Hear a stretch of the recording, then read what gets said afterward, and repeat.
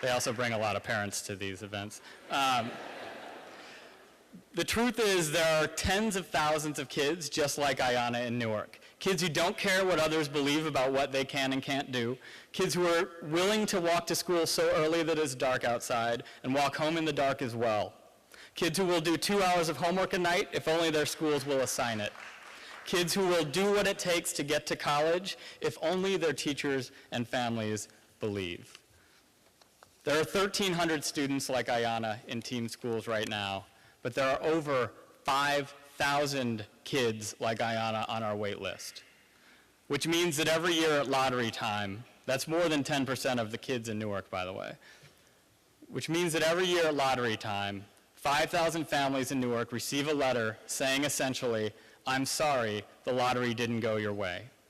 Your child's fate depends on the bounce of a ping pong ball, and it bounced the wrong way for you this year.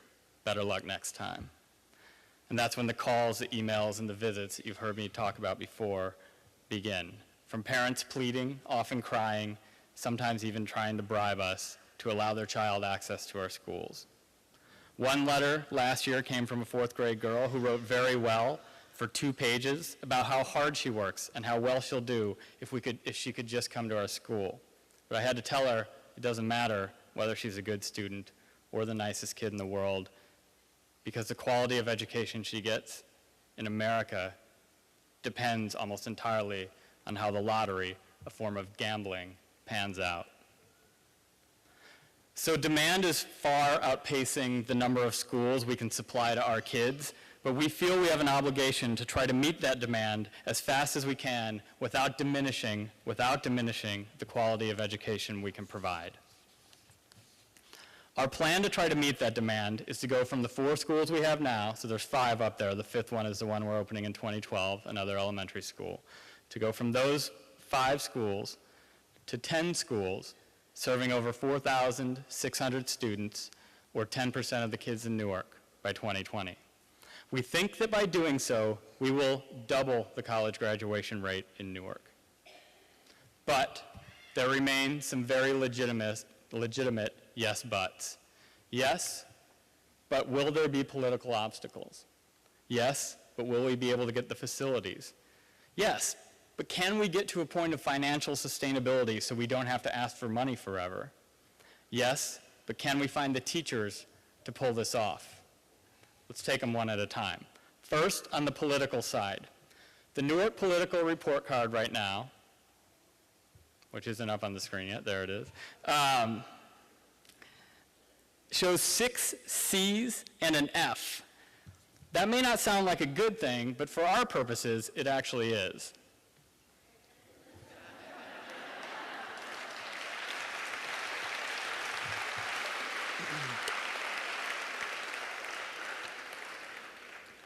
All 4 of these folks, 2 of them have 2 C's, are extremely supportive. You know, of course, Mayor Booker and Governor Christie, and tonight we're honoring former board member and Commissioner Cerf. And I suspect you've heard of Facebook and the $100 million donation, thanks to Jen Holleran, who runs that foundation and is here tonight. But the newcomer on this list is Cammie Anderson, who you might know as well, Newark's new superintendent, who was actually my first boss when I moved to New York. She was my executive director when I was a Teach for America Corps member. And let me tell you, if you don't know already, she is absolutely brilliant, as tough as nails, and a true reformer. And we also have 1A, who's also supportive of reform, and I'm sure he got a kick out of that. And Shavar, I would have included you, but Shavar Jeffries doesn't fit on a report card in that way, so S and J didn't make sense. But, you know, we're so grateful for your support. So the politics are not bad. The second thing we need, though, is facilities. The Newark Public School Board, chaired at the time by Shavar, recently passed a resolution allowing high-performing charter schools to rent underutilized public school space, a measure supported by Commissioner Cerf as well.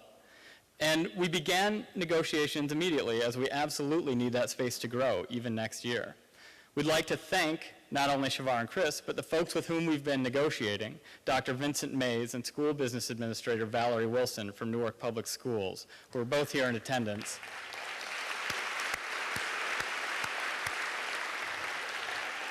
And Jane Ellen Duffy and Michelle Ashton from the Newark Charter School Fund, who are also here, and who've been enormously helpful, all of them, in ensuring that this building is affordable and viable for our school. And we know that you all went out of your way to see this through effectively, and we're not done yet, but we're close. And we very much appreciate your work on behalf of all kids in Newark, not just those who happen to be in the district. So thank you. Now, assuming we can continue to find solutions like this one, and like the high school we're building, thanks to the good work of folks and friends like our honoree Glenn Scotland, we can also, hopefully, check off facilities. Next come the teachers. Quite simply, none of this happens if we don't increase dramatically the supply of very high quality teachers.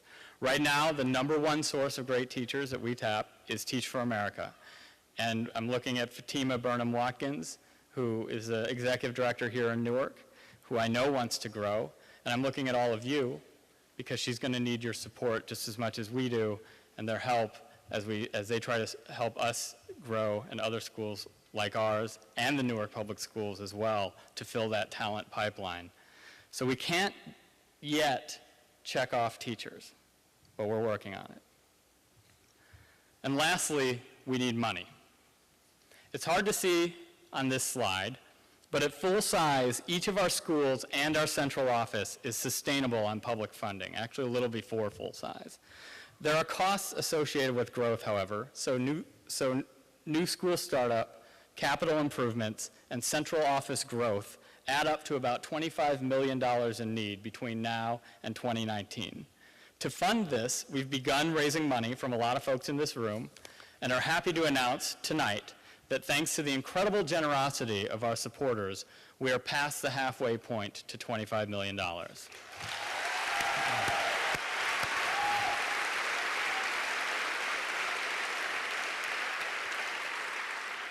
These funds will not only help TEAM to grow from 4 schools to 10 and quadruple in the number of students we serve, but they will also cover all the operating and capital needs for the next 6 years and bring TEAM to the point where our network is breaking even on public funding.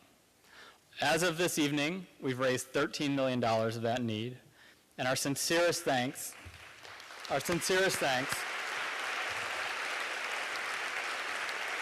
goes out to these donors. John and Susan Willen for their generous donation of $1 million to help make this possible.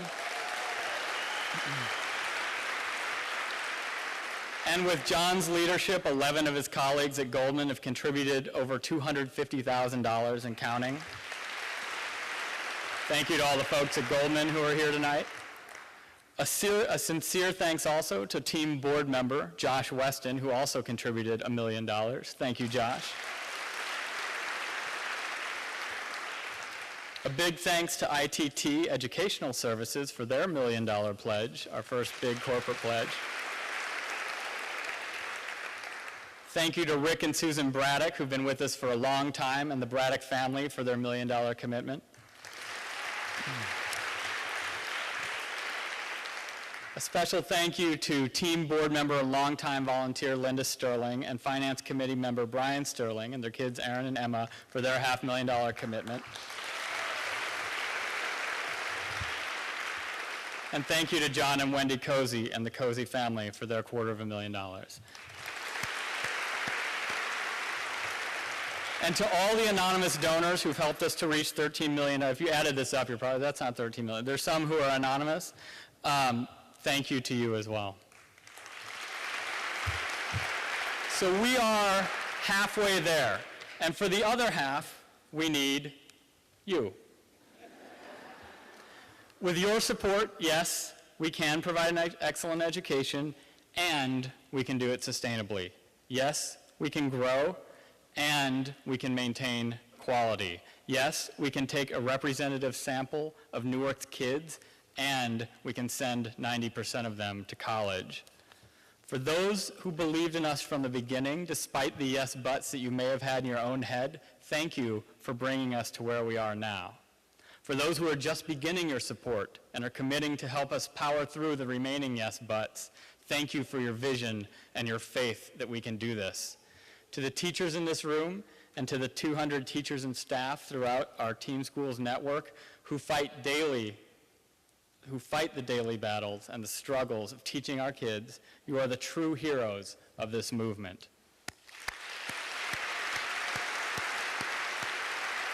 To the parents who have to work just as hard as our teachers and are critical to your kids' success, we thank you for putting your faith in us and for being partners in our work.